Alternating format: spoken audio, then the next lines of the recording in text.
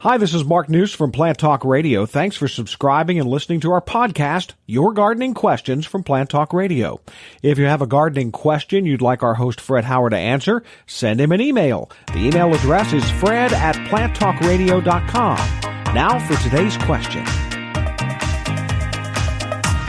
Good morning, Fred and Ashton. Yes, we have two dogs, and over the winter, obviously, they go to the bathroom in our yard. Mm-hmm. And I'm noticing that where they've gone, the grass is much greener, but then I've got little yellow spots. Mm-hmm. So what can I do to remedy that and make my lawn nice and green again? Ashton, that sounds like one that starts right off ready for you. Well, what you've got is the double-edged sword of what the dogs are doing to your yard, where they are going. You're getting stimulation, and the grass is being fed by a certain component within the urine, or especially maybe with the droppings, and then if it's too much of a good thing, then you get maybe a brown spot. So you will be able to, once you feed your lawn this spring, you'll be able to mask the green patches because everything will start to turn darker green when you feed it as it comes out of the winter.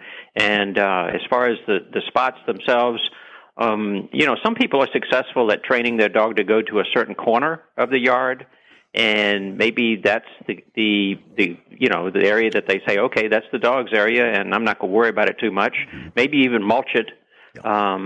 But during the winter, a lot of times the dog doesn't like to go very far from the house, so so maybe all of those spots are up close by. But I think once you feed the lawn, that's going to be better. And then if you got some dead spots, Scotts does have what they call EZ seed,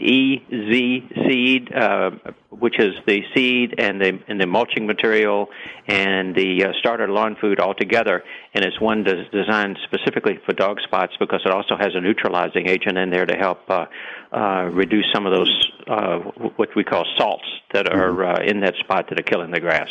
Now, one of the things, Jim, I can add to that is, by and large, if the spot, the yellow part, is less than the size of the diameter of a volleyball, the chances are when you feed the lawn, it'll close in on its own. You don't have to add much. Bigger than that, then you might want to scratch it up a little bit, go with Ashton's recommendation on the Easy Seed, and get the job done quicker. So I would say it's all under the point of resolve, but it's going to take a little bit of effort and time on your part.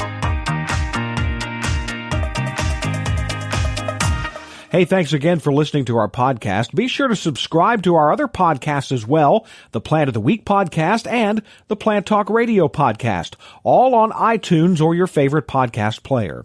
If you'd like to sponsor a daily podcast, contact us at fred@planttalkradio.com. To find out more about Fred Howard and Plant Talk Radio, visit our website, planttalkradio.com. Circle270media.com